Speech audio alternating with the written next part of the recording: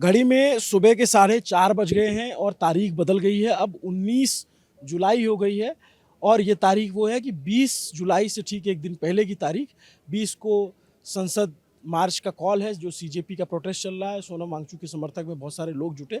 आपने एक चेहरे को ज़रूर देखा होगा जो सोनम वांगचुक के समर्थन में आया और उन्होंने कहा कि जितने आदमी चाहिए हम उतने आदमी ले आएंगे और झंडा बैनर लेकर नहीं आएंगे, आपके लिए आएंगे। चंद्रशेखर आज़ाद जो उत्तर प्रदेश के नगीना से सांसद हैं और मुखर आवाज़ हैं विपक्ष की। आपको इनको सड़क पे बहुत जगहों पे आप देखते हैं, हर जगह पे मुद्दों पे बात करते नज़र आते हैं। लेकिन मैं ये जानना चाहता हूँ चंद्रशेखर जी कि सुबह के 3 बजे आप आ गए यहाँ प्रोटेस्ट साइट पे, क्या वजह थी? 2:15 बजे और 4:30 बजे तक बने हुए हो, तो वजह क्या है? एक्चुअली मैं सुबह चला गया था। 18 तारीख को मेरा कार्यक्रम था मुंबई में। पहले से तय कार्यक्रम था बैंकर्स का, SC यूनियन है, यूनियन बैंक की, उनका कार्यक्रम था। चला गया तो यहाँ दिल्ली के हालात देखे तो बड़ी तकलीफ हुई। और क्योंकि मेरे अंदर का इंसान अभी जिंदा है, मैं इतना राजनीतिक नहीं हुआ कि हर चीज़ में राजनीतिक फ़ायदा नफ़ा नुकसान देखूं, तो मन में तकलीफ हुई। मैंने कार्यक्रम में जब अपनी बात रखनी शुरू की तो वहाँ भी ये कहा कि बेमन से आपके बीच में हूँ, क्योंकि मन वहाँ है जहाँ बच्चे जो है लाठी खाई हैं। और सोनम भाई को जिस तरह का जो है हम लोगों ने देखा, वो सफ़ेद चादरें नहीं थी। वो कलर के रूप में सफ़ेद हो सकती, लेकिन उन पर 21-22 बच्चों के खून के दाग हैं। और ये दाग हैं धर्मेंद्र प्रधान जी के ऊपर और NDA सरकार के प्रधानमंत्री जी के ऊपर। और वो सफ़ेद चादर में जो दाग लगे हैं वो सिर्फ चादर बांध लेने से ख़त्म नहीं होंगे। वो देश देख रहा है कि वो दाग लग चुके हैं। सरकार को मैंने उस दिन भी कहा था कि लोकतंत्र में संवाद नहीं ख़त्म होना चाहिए। हमने अन्ना हजारे जी का प्रोटेस्ट देखा, उसमें भी संवाद हुआ। हमने किसान आंदोलन देखा, उसमें भी संवाद हुआ।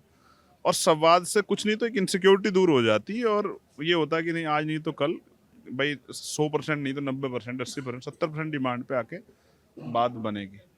लेकिन इस प्रोटेस्ट में कुछ ऐसा है कि संवाद नहीं हो रहा है।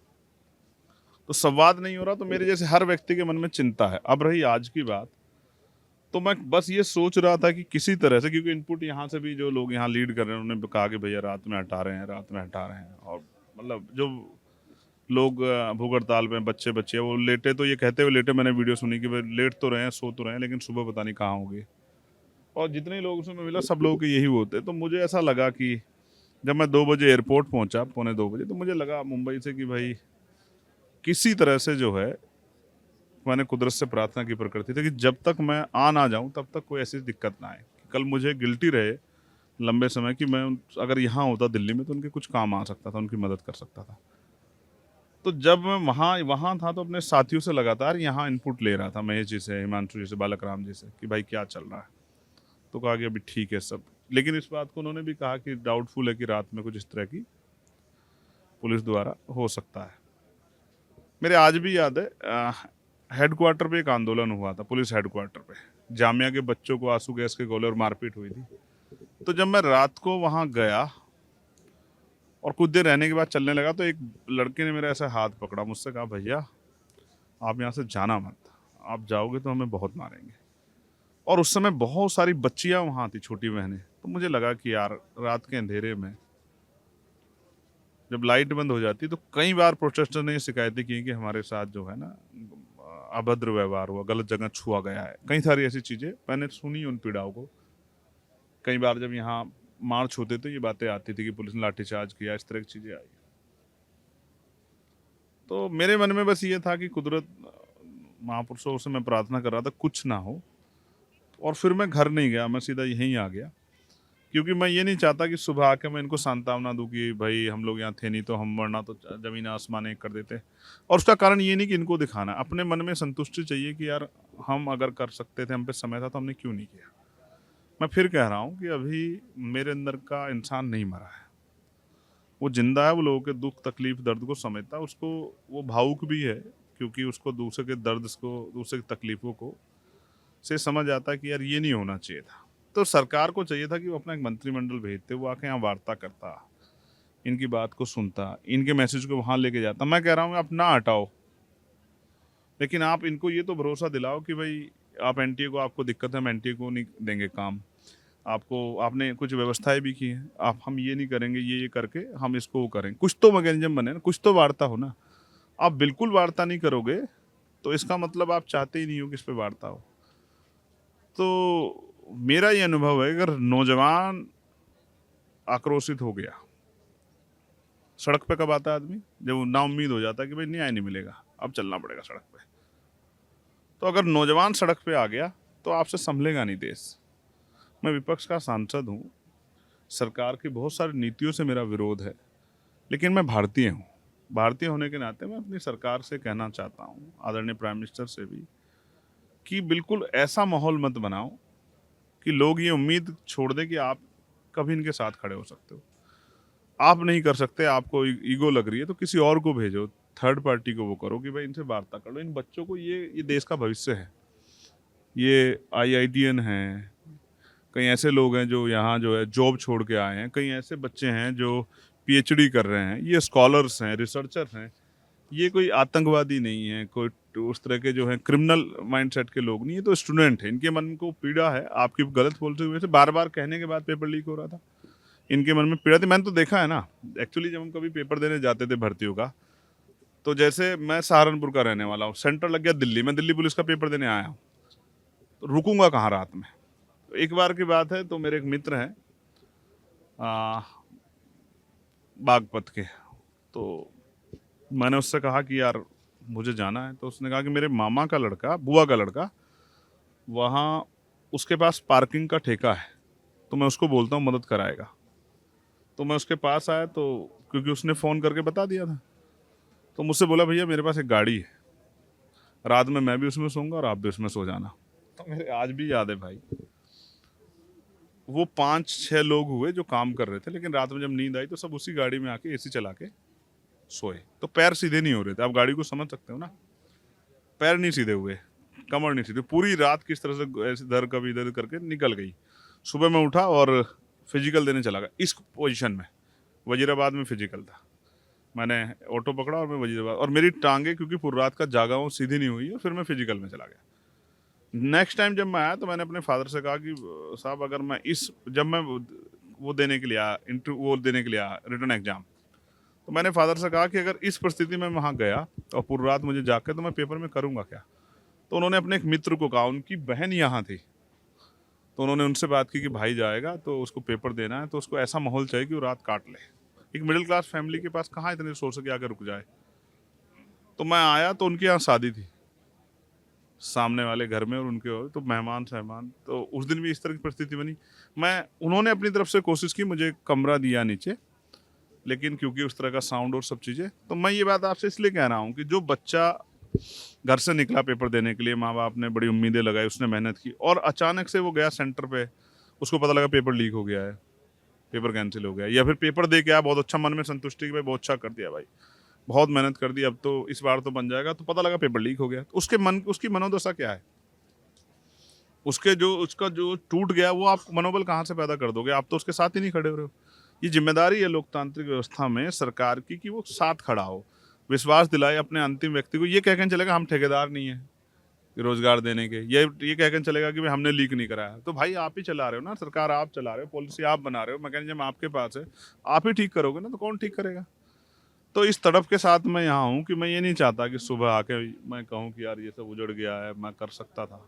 मैं जानता हूँ सरकार भी इस बात को जानती है, मानती है कि भीम आर्मी एक बड़ा संगठन है, आज़ाद समाज पार्टी एक बड़ा जो एक सर्किल है। अब मैं इनके साथ यहाँ खड़ा हूँ, अगर कोई भी बात होती तो मेरे लोगों तक भी ये बात जाएगी। तो वो एक बड़ा मॉब है, वो उसने अपने आप को साबित किया है कई बार, वो सड़कों पे अपने नेता के लिए, अपने भाई के लिए सड़कों पे आ गए। यहाँ भी जितने लोग हैं 80-85% लोग मुझे व्यक्तिगत रूप से जानते हैं कि मैं क्या करता हूँ। तो मैं वो नेता नहीं कि जो कल आके कहूँ कि बॉस नहीं, मैं होता तो ये कर देता, या मैं आ नहीं पाया, मैं सो रहा था। तो मैं जाग रहा हूँ और जिंदा हूँ, तो मैं यहाँ इनके बीच में खड़ा हूँ, क्योंकि इन्होंने कहा 4:30 बजे तक भैया हमें डाउट है। मैंने कहा 4:30 बजे तक रहूँगा यार। तो आपने ये इंश्योर किया कि वो आवर जिसमें खास करके नींद आती है, झपकी लगती है, मतलब जब डाउट है कि हटाए जा सकते हैं वो सब। मैंने आपको क्या कहा वो हेडक्वार्टर वाली घटना की, भैया अगर आप चले गए तो ये हमें बहुत मारेंगे। और मेरे याद एक अधिकारी थे, मैं नाम नहीं लेना चाहता, मेरे अच्छी बात में मित्रता भी हुई उनसे, उन्होंने मुझसे कहा कि आप हट जाओ तो हम इनको देख लेंगे। तो क्योंकि ये पॉलिटिशियन नहीं है, ये बड़े परिवारों के बच्चे नहीं है, किसी बिजनेसमैन के नहीं हैं, ये उस तरह से किसी एमपी एमएलए मिनिस्टर के नहीं, तो इनको पीटने में किसी का कोई नुकसान नहीं है। अगर किसी एमपी के बच्चे को लगे या मिनिस्टर के बच्चे को लगे या किसी आईएएस आईपीएस के बच्चे को लगे या किसी बिजनेसमैन के बच्चे को लगे तो फिर वो गला पकड़ेगा। ये किसका गला पकड़ेंगे? तो पीट के चले जाएंगे। ये ना पीटे, इसलिए एक युवा होने के नाते इनके दर्द में यहाँ बैठा। और मैं पहला ऐसा व्यक्ति था जिसने यहाँ कहा इस मंच से कि आप 20 तारीख के प्रोटेस्ट में आओगे तो अपनी पार्टी का झंडा मत लेके आना, सिर्फ महापुरुषों की तस्वीरें और झंडे ले आना। और मैंने ये कहा कि अपनी पार्टी को यहाँ से पीछे छोड़ के आना। जब आप प्रोटेस्ट में कोई भी आए अंदर, पार्टी को मत लेके आना, क्योंकि इनका जो पवित्र आंदोलन जो चल रहा है बच्चों को लेके, पेपर लीक और तमाम तरह चीज़ों के, उस पर कोई सवाल हमारी पॉलिटिकल आइडेंटिटी की वजह से नहीं खड़ा होना चाहिए। नहीं, आपने बहुत मतलब मैं देखता हूँ बहुत सारे दल हैं जो यहाँ पे जैसे स्टूडेंट विंग हैं तो वो अपने झंडे बैनर के साथ प्रोटेस्ट कर रहे हैं। आपने ये डिसाइड किया कि मैं नहीं जाऊँगा, क्योंकि एक लेबल्ड कर दिया जाता है ना, प्रोटेस्ट को भी लेबल किया जाता है। कुछ लोग तो इसी बात का इंतजार कर रहे हैं कि कुछ मिल जाए, कोई कुछ कह दे तो वो उसको न्यूज़ बनाएं, उस पर चर्चा कराएं और कहें कि देखिए साहब, ये हम तो पहले ही कह रहे थे, ये एंटी नेशनल है, ये है। आज मैंने पिछले लंबा इतिहास देखा है कि जो भी कोई प्रोटेस्ट आता है उस पर हम लोग पूरी ताकत लगाते हैं, जब उसको रोक नहीं पाते कि उसको किस तरह गलत साबित कर दें। मैं तो जान रहा हूँ और किस तरह की चीज़ें होती हैं और क्या क्या चीज़ें निकल के आती हैं। 2 दिन से पूरे एक चीज़ और जानता हूँ जो बहुत सारे लोग नहीं जानते, जो प्रैक्टिकल नहीं है। मैं जब हाथरस गया ना तो मुख्यमंत्री जी ने एक ट्वीट किया कि यहाँ 100 करोड़ की फंडिंग हुई है माहौल ख़राब करने के लिए। तो मैंने ट्वीट किया तत्काल कि अगर आपने 1 रुपया साबित कर दिया तो मैं राजनीति छोड़ दूंगा, और अगर नहीं साबित कर पाए तो आप माफ़ी मांग लेना। तो अगर कोई कमज़ोर होता तो वो हो जाता कि भाई मुझे ये ना कर दें, वो ना कर दें, फलाना क्यों कर दें यार। जब हम सही हैं, ईमानदार है, तो क्यों किसी से डर जाएंगे किसी ने कुछ कह दिया। हम तो मुकाबला करने वाले लोग हैं, आँख से आँख मिला के। आपके पास कोई बात हो तो आप लाइए। जिस दिन हम अपने देश के खिलाफ काम करेंगे, इससे अच्छा तो मरना पसंद करेंगे हम लोग। अच्छा, आपके जो यूपी में विरोधी हैं वो ये भी कहते हैं कि आज़ाद जो है ये उत्तर प्रदेश के योगी आदित्यनाथ के खिलाफ बहुत मुखर रहते हैं, लेकिन दिल्ली की सरकार के खिलाफ थोड़ा सा टोन डाउन रहते हैं। आज मैं किसके खिलाफ यहाँ बैठा हूँ? देखो, मैं हर आदमी को जवाब नहीं दे। देखो, जो मेरे विरोध में है या जिनको लग रहा है, जो स्थापित लोग हैं कि यार ये आएगा तो हमें नुकसान होगा, तो मेरे खिलाफ कुछ तो कहेंगे ना यार। बड़े पेड़ की छांव में छोटा पेड़ नहीं होता ना, ये तो प्रैक्टिकल बात है ना। तो उन्होंने तो मुझे रोकने के लिए पूरा जोर लगाया 2024 में। वो कहाँ चाहते थे? वो तो चाहते थे कि भाई ये आदमी हारे जवान जब तो लोग ये कहें कि भाई इसके बस की राजनीति करना नहीं है। मेरे लोग अगर मुझे जिता के नहीं भेजते तो मैं यहाँ कैसे आ जाता? उनकी दया पे थोड़ा ही आया हूँ ना। तो वो ये बात इसलिए कहते हैं क्योंकि वो मेरी क्रेडिबिलिटी पे सवाल खड़ा करना चाहते हैं। और मैं गारंटी दे रहा हूँ, पिछले 2 साल के मेरे पार्लियामेंट के उसमें समय में जितना मुखर होकर मैं भाजपा के खिलाफ बोला हूँ, अगर का आपने कोई दूसरा आदमी साबित कर दिया लीडर पार्टी का, तो मैं ये मान लूंगा कि कहीं ना कहीं मेरे अंदर कुछ कमी है।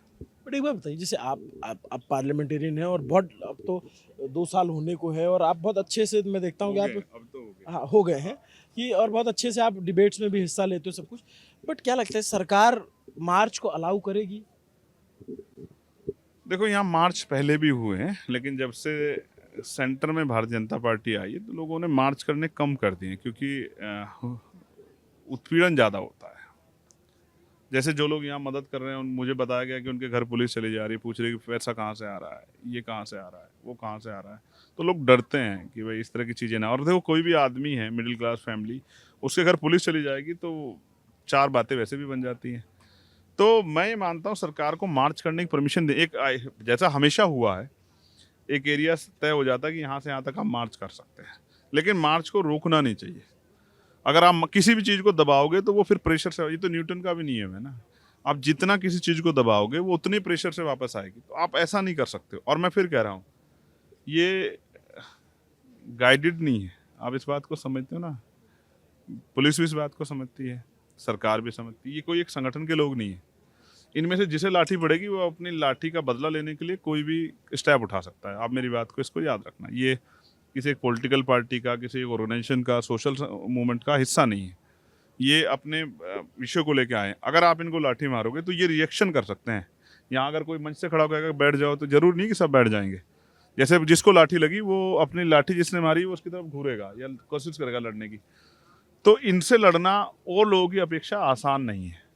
इसमें बहुत सारे लेफ्ट विंग के स्टूडेंट विंग भी हैं, सीजेपी के लोग भी हैं, तो कहीं ना कहीं थोड़ा ऑर्गेनाइज्ड भी तो है। नहीं नहीं, ऑर्गेनाइज है, मैं फिर कह रहा हूँ, लेकिन जो लोग आ रहे हैं ना लगातार, ये कोई कैडर तो नहीं है ना, इस बात को तो आप मानते हो ना। बिल्कुल ये काडर नहीं है। सीजेपी पे भी अभी अपना कैडर तो नहीं है ना। सीजेपी पे जो इंपोर्टेंट लोग हैं उन्होंने उनकी ड्यूटियां लगा रखी है। तो ये जो लोग आ रहे हैं, जैसे आपको जाओगे तो कोई आपको मिलेगा कि जैसे जॉब छोड़ गया, जैसे आपकी मेरी चर्चा में, तो वो तो किसी का कैडर नहीं है ना। वो उसको अगर आप मारोगे लाठी, वो क्या करेगा? वो आपसे कहेगा कि नहीं। मैं जब देख रहा था तो मैं प्रोटेस्ट कवर कर रहा था, तो वहाँ मुझे एक बंदा मिला, वो आईएएस की जॉब छोड़ करके बैठे हुए हैं, वो चैनल पे इंटरव्यू उपलब्ध है, 3 आईआईटीएन दोस्त हैं और वो बड़ी तार्किक बातें कर रहे हैं। जैसे देश का स्टूडेंट होता है जो उसको लगता है कि एजुकेशन व्यवस्था में ये सारी रिफॉर्म होनी चाहिए, तो मुझे लगा कि नहीं, इनकी बात भी रखनी चाहिए ताकि सरकार को भी पता चले ग्रेविटी क्या है इस प्रोटेस्ट की। आमतौर पर क्या है कि पार्टियां दिखा करके या फिर स्टूडेंट विंग दिया लेबल्ड कर दिया जाता है कि ये तो हमारे विरोधी ही हैं, बट उसमें कई सारे जो उनके बीजेपी के वोटर रहे हैं, प्रधानमंत्री के समर्थक रहे हैं, वो भी अपनी बात कह रहे हैं कि भाई इस पे सुनवाई होनी चाहिए। खैर, मैं ये जानना चाहता हूँ कि जिस तरीके से, जब आपने पहला वीडियो देखा होगा, जब भी सुबह सोकर उठे होंगे, जिस तरीके से सुन, जा रहा था। अच्छा आप जा रहे थे, तो देखा होगा, तो वो क्या प्रतिक्रिया थी, पहली प्रतिक्रिया? अच्छा नहीं था। मैं भी चाहता था सोनम भाई जो है अपनी सेहत का ख्याल रखें, देश भी चाहता था, हर आदमी चाहता था, उनसे अपील भी कर रहा था। लेकिन मेरी अपील सरकार से भी थी कि क्यों सोनम ही क्यों झुके हैं, सोनम ही अपने कदम क्यों बैक ले, सरकार क्यों नहीं अपने कदम बैक ले सकती है?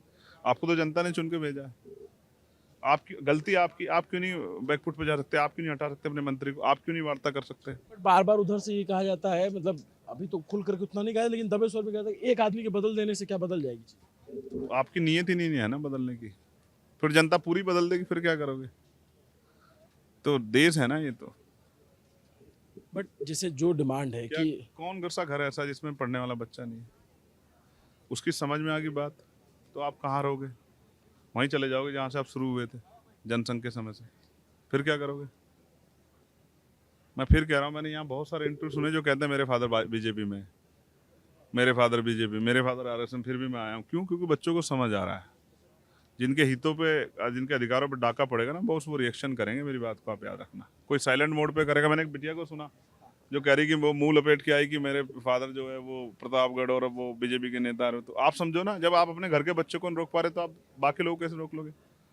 ये नौजवान है, ये जब अंगड़ाई लेता है ना तो निजाम बदल जाते हैं। ये नौजवान है, अगर ये खड़ा हो गया ना तो तहस नहस कर देगा आपकी सरकार। देखिए, नौजवानों की बात है और सोशल मीडिया पे उस पर बहुत सपोर्ट भी मिल रहा है, दिख भी रहा है। आपने देखा होगा टीवी चैनल्स पे इसको बहुत ज़्यादा कवर नहीं हुआ, लेकिन अब इसकी कवरेज हुई जब कुणाल कामरा ने एक स्टेटमेंट दिया। आप उस स्टेटमेंट को कैसे देखते हो? नहीं देखो, मैं ये मानता हूँ कुणाल क्योंकि कॉमेडियन है, वो इस तरह की चीज़ें करते हैं, लेकिन ये मैं उससे, उनके स्टेटमेंट से भी सहमत नहीं। मेरा अपना विजन, कॉन्स्टिट्यूशन ने धार्मिक आस्थाएं सबकी दी हैं, सभी की धार्मिक आस्था का सम्मान हो। आपको शब्दों के चयन को और उस मंच को कि उस पर सवाल ना खड़ा हो, ये सोचना पड़ेगा। मैं भी बहुत अच्छी बात है, बहुत सारी चीज़ें सरकार से कह सकता था, लेकिन हमें देखना पड़ेगा ये हमारा मंच है किसी और का, ये कॉमेडियन वाला मंच है या इम्पोर्टेंट मंच है। और वो तो इंतजार देख रहे हैं कि कोई कुछ कहे, वो तो खुद प्रकोप कर रहे हैं। आएंगे उनके लोग, आएंगे कौन सा आएंगे कि भाई ये करो करो, हल्ला मचाएंगे। तो आप अगर उनकी बातों में आ गए तो आप तो अपना ही खराब कर रहे हो ना। तो यहाँ जो भी आए उसको ये सोचना है कि भाई तेरी वजह से इस प्रोटेस्ट पे आँच नहीं आनी चाहिए। बट जैसे आपने कहा कि भाई आप मार्च में भी जाओगे, आप हर तरह का समर्थन दो, बट मुझे बताओ, पार्लियामेंट जब शुरू होगा तो क्या ये विपक्ष के जो एमपीज हैं, और पहली बात कि विपक्ष जो सामूहिक है नहीं है, कितना बटा हुआ है, कितनी किस्में टसन चल रही है, उसको खिला, ये प्रोटेस्ट, ये नीट का मसला इशू हो पाएगा, या फिर जैसे कुछ पार्टियों के सांसद टूटे, कुछ पार्टियों के इधर उधर गए, वो ज़्यादा बड़ा इशू होगा पार्लियामेंट? देखिए, मैं फिर ये कह रहा हूँ, मैं अपनी रिस्पॉन्सिबिलिटी ले सकता हूँ। हम अपनी तरफ से जो इम्पोर्टेंट इशू है उनको रेज करेंगे, नीट हो या उन बच्चों की जिनको मैं उनकी शहादत को नमन करता हूँ, जिन्होंने सुसाइड कर लिया, वो उन्होंने अपनी जान दी हम लोगों को जगाने के लिए, या पेपर लीक का जो इशू, मैं अपनी तरफ से कह सकता हूँ कि जब जहाँ जितना मौका मुझे मिलेगा मैं इस मांग को जोर शोर से उठाऊंगा। मैं इसमें पीछे हटने वाला नहीं, औरों के लिए मैं कह नहीं सकता। बट जैसे आपके हालात को जानता हूँ, कैसे हालात? वो एक दूसरे के खिलाफ लड़ते हैं, और जब भाजपा की सरकार बन जाती है तो फिर वो कहते हैं कि चलो मिलके एक मेमोरेंडम दे देते हैं। गठबंधन बनेगा, चुनाव। मध्य प्रदेश में आमने सामने लड़े हैं, और हरियाणा में आमने सामने लड़े, दिल्ली में आमने सामने लड़े, बंगाल में आमने सामने लड़े, फिर कहते हैं कि चलिए इंडिया अलायंस इकट्ठा होकर अब ज्ञापन दे देते हैं। तो मैं इसको बहुत अच्छी तरह उनसे कुछ नहीं कहना चाहता। इसलिए आप इत्तेफाक नहीं रखते इंडिया अलायंस से? नहीं, इंडिया अलायंस को अपने बारे में सोचना है, मुझे जो बहुसंख्यक रूप से जिनकी मैं लड़ाई लड़ रहा हूँ उनके बारे में सोचना है। अगर वो वास्तविकता में बीजेपी को हराने और देश को के संविधान जिसकी बात करते हैं कि संविधान बचाना, इस लड़ाई को लड़ रहे होते तो उनको एकजुट होकर लड़ना चाहिए था। किसी को 10 सीट कहीं कम मिल जाती, किसी को ज़्यादा। तो जब आप सभी कुर्सी बैठना चाहते हैं तो फिर इसका मतलब जो है आप अपनी पार्टियों को प्रायोरिटी देना चाहते हैं, तो फिर कोई फर्क ही नहीं पड़ता, दीजिए प्रायोरिटी। और राहुल गांधी का जो स्टैंड रहा, उन्होंने भी ट्वीट किया, वो भी लगातार कार्यक्रम कर रहे हैं, उसको कैसे वो अपनी पार्टी का हित ध्यान में रख के काम करना है और वो अपनी पार्टी का हित ध्यान में रख के काम कर रहे हैं। मैं किसी पे कोई टिप्पणी नहीं करना चाहता, सब अपना काम कर रहे हैं, जो जितना भी सहयोग कर रहा है अच्छा है। चलिए, तो ये चंद्रशेखर जी हैं और अब सुबह के 4:45 मेरी बज गए। शिकायत उनसे है जिनके लिए यहाँ लड़ाई हो रही है, किससे, प्लीज बताइए। उन नौजवानों से जिन्होंने नीट दिया, उन नौजवानों से जिनकी भर्ती के पेपर लीक हो रहे हैं, उनसे जिनके लिए सोनम भाई यहाँ भूख हड़ताल बैठे थे। वो अगर घर रहेंगे तो आपके लिए लड़ेगा कौन, बताओ। अगर आपकी लड़ाई में आप ही नहीं आओगे तो कौन लड़ेगा? मैं किसी पॉलिटिशियन को क्यों वो करूँ? वो ठीक है, जितना भी लड़ रहा है ठीक है, लेकिन आप जिनकी खुद की लड़ाई है, आप तो आइए ना निकल के भाई। आप नहीं आओगे तो कैसे लड़ाई वो होगी? तो बहुत छोटे बच्चे हैं, नीट को पेपर देने वाले तो 18 साल। बालिग हो गए ना, वोट दे के सरकार तो वही बना रहे हैं ना। आके देखो तो सही कि आपके भाई क्या सह रहे हैं। एक दिन तो आके टेस्ट चख हो ना कि जिंदगी इतनी आसान नहीं है। छोटे बच्चे हैं, बहुत सारे डिसीजन खुद से नहीं ले पाते हैं। फैमिली, उनके माँ बाप को आना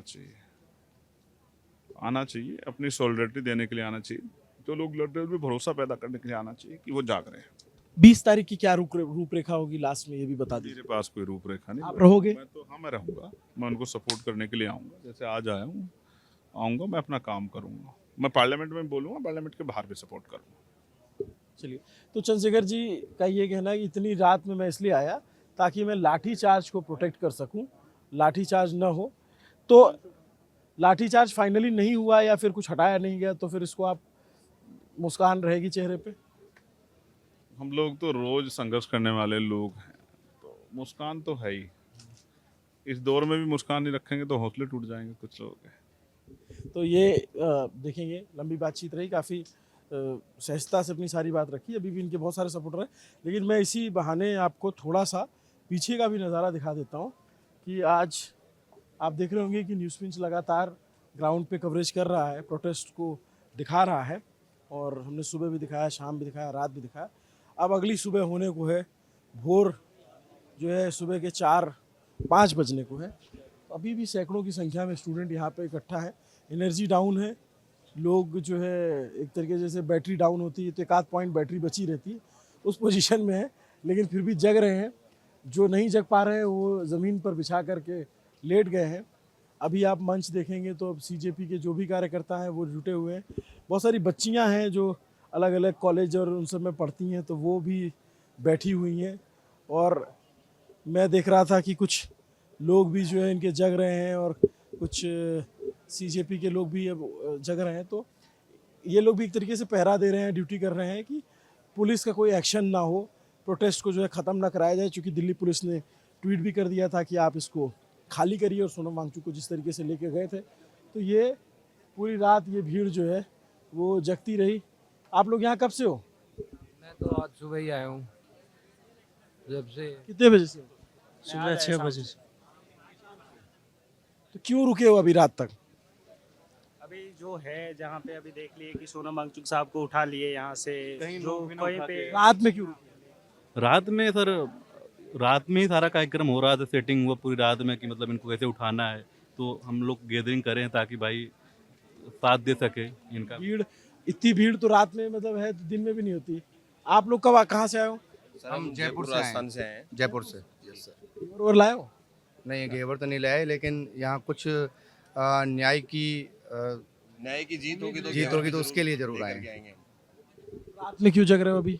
सर मैं नीट एजुकेटर हूँ, मैं नीट के बच्चों को ही पढ़ाता हूँ। और अभी जो भी ये पेपर लीक हुआ था, तो हमारे यहाँ एक टॉपर बच्ची थी जिसके 700 मार्क्स थे, लेकिन जब ये पेपर लीक हुआ तो उसके जब हम घर गए वापस उसको मोटिवेट करने के लिए कि आपको वापस उसी एनर्जी से एग्ज़ाम देना है, तो उस बच्ची के घर पे जो उसकी दादी थी उनकी आंखों में आंसू थे और हम खुद रो पड़े थे, क्योंकि उन्होंने कहा कि राजस्थान में हमारे जब भी कुछ अच्छा काम होता है तो सवामणी करते हैं, तो वो सवामणी की तैयारी कर रहे थे।